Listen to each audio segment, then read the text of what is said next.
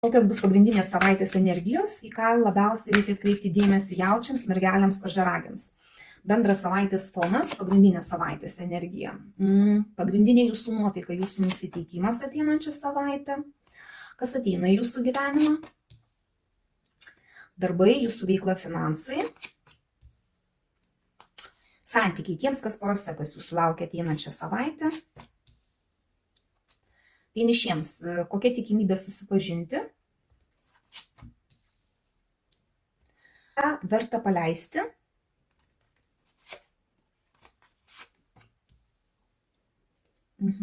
Kas teiks džiaugsmą? Ko pasisaugoti? Ir patarimas. Kaip ateinančią savaitę praleisti kuo geriau? Ką kortos pataria? Bendras savaitės fonas, monetų penketukas, iš tikrųjų tai toksai skurdo arkanas. Ateinančią savaitę bus kažkaip tai tuščia, sunku, vidinis gali būti toks nusiteikimas, kai atrodys, kad niekas jums negali padėti, kad jūs vieni palikti. Ir čia labai svarbu prisiminti, kad jeigu prašysite pagalbos, jūs ją gausite. Tiesiog reikia neatsiskirti nuo visų ir nesėdėti vieniems ir negalvoti, kad niekas jums negali padėti. Gali. Vidinis nusiteikimas irgi bus, galbūt irgi reikės kažkokio ar patarimo, ar kažko tai ir jūs čia vieni sėdit ir tiesiog reikėtų prisiminti, kad prašykit pagalbos, patys ieškokite informacijos, pasimokykite, jeigu reikia, ne? Nes tas vidinis toks nusiteikimas nėra taip, kad jūs sėdit ir nieko nenori daryti, jūs nori daryti, bet jūs čia ne visai turit informacijos tiek, kiek reikia, ne visai turit žinių tokių, kokių reikia. Jeigu ten kažką tai reikia naujo daryti ir tas toks nusiteikimas bus, kad jūs ir nusiteikę būsite truputį gal ir pasimokyti, paieškoti žinių kažkokių, tai va taip, tas toks vidus, gal visai net ir neblogai. Nebūkit vieni.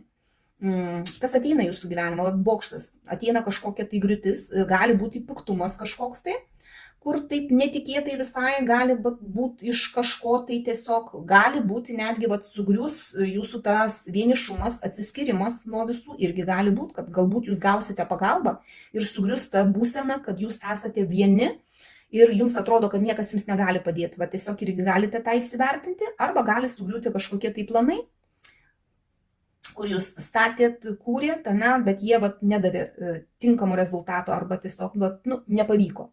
Ir gali sugriūti.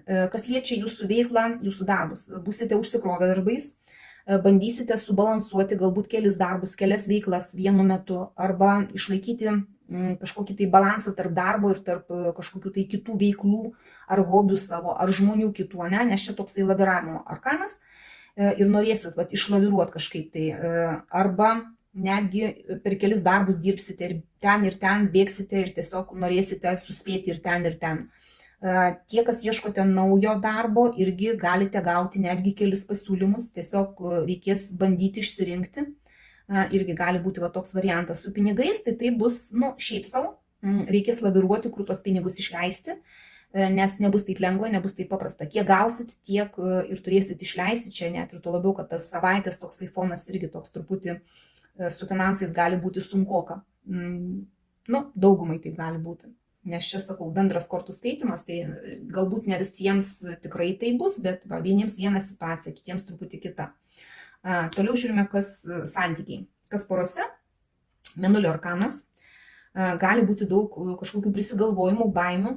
Ne viską jūs matote savo santykiuose ir ateinančią savaitę jums atrodys kažkas tai nesuprantamo, gali būti kažkokia intuicija, gali kuždėti kažką tai, kad taip.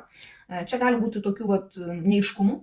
Bet, tik ateinančią savaitę galbūt ir tas toks šaltumas gali jaustis iš partnerio kaip pavyzdys ir jums gali atrodyti, prisigalvoti, gali ten visko ir ko yra ir ko nėra, dėl to, kad tas kažkoks tai toks atšalimas gali būti, gali būti sunku dėl to, kad pagalbos kaip ir reikia ir galbūt jūs neprašo tos pagalbos, o galbūt čia tik reikia į partnerį kreiptis, pasakyti, ką jūs jaučiat, kas pas jūs viduje yra, nebijoti, išsakyti ir galbūt gausit pagalbą visai netgi nesitikėdami tuo. Čia irgi gali būti tokia situacija. Dėl vaikų irgi gali būti vidinis toks nusiteikimas, galbūt ir dėl vaikų gali, jeigu kažkas tai, kas porose gal vaikus turite, negali irgi būti kažkokių tai neiškumų. Tai bet gerai, kad tai tik tai savaitės energijos, ta savaitė vis tiek praeis ir galbūt neužsisėdėsit per ilgai tose baimėse. Tie, kas vieniši, Taurių dešimtukas čia iš tikrųjų irgi ne apie pažintis naujas daugiau, o nes čia daugiau yra bendravimas toj pačioj terpėj, kurioj jūs jau esate, pažįstamoj, tarp pažįstamų žmonių, draugų, šeimos narių, vat, todėl čia kaip ir naujos pažinties nelabai. Čia tiesiog jūs galite bendrauti su tai žmonėmis, kuriuos jūs jau pažįstate. Todėl, susipažinti kaip ir, nelabai. Ką reikėtų paleisti ateinančią savaitę? Žiūrėkit, čia yra toksai aukos arkanas. Tai jeigu jūs kažkurioje vietoje dėl kažko tai labai aukojatės, ir patys jaučiatės kaip auka, tai paleiskit iš savo gyvenimo tą tokį jausmą, kad esate auka. Ir čia toksai nieko nedarimas, toks pakibimas irgi, tai jį irgi reikėtų paleisti. Galbūt irgi toksai fonas savaitės, kai jūs atsitolinę nuo kitų, patys vieni dėl kažkokių tai problemų ar dėl kažko tai pergyvenate, savo viduje viską laikote ir nesidalinate, neprašote pagalbos, tai reikėtų tą paleisti, tą tokį irgi neveiklumą. Eikit, kažką tai keiskit, darykit, ieškokit išėjimo iš situacijos, jeigu jinai per ilgai užsitempė. Tai sakau, reikia paleisti tai, kad per ilgai nieko nedarote, ta prasme, pakibę per ilgai sėdit. Jums reikia paleisti tą tokią situaciją, tokį jausmą, kad niekas nevyksta ir nieko aš čia negaliu padaryti. Jūs galite, ypač jeigu prašysit kažkieno tai pagalbos, ne vieni sėdėsite tam pakibime. Ir paleiskit aukos vaidmenį.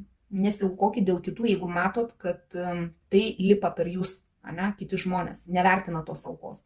Tai čia irgi reikėtų tą paleisti. Kas teiks džiaugsmo? Teismo arkanas.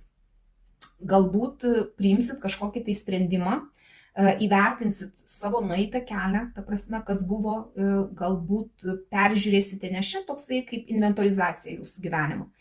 Galbūt peržiūrėsite santykius, galbūt peržiūrėsite savo darbus, galbūt peržiūrėsite žmonės, kurie yra aplink jūs, arba situacijas kažkokias tai. Susidėsite taškus ant į ir tai jūs džiugins, nes jūs pamatysite realiai, ką jūs galite pakeisti savo gyvenime. Ir tas aiškumas, kai ateina, jūs tiesiog pasijausite geriau ir tai džiugins.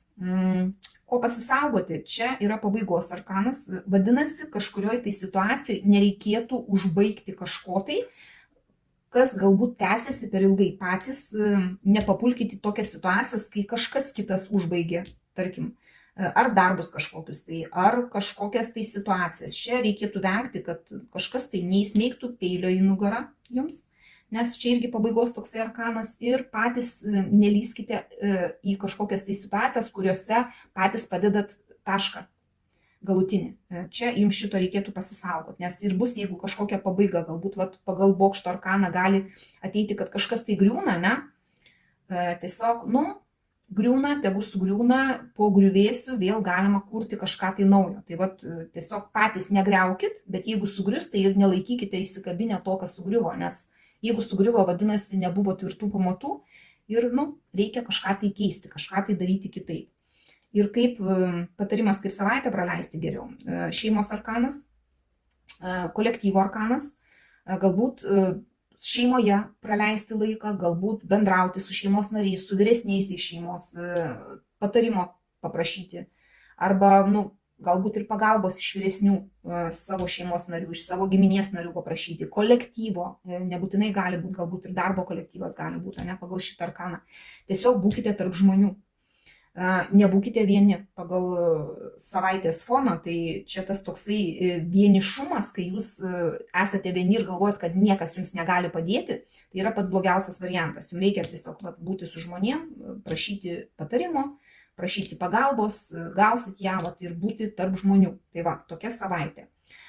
Bet kokiu atveju pasimkite tik tai, kas rezonuoja, visą kitą paleiskite. Dėkoju už jūsų laiką, širdutes ir iki sekančio karto.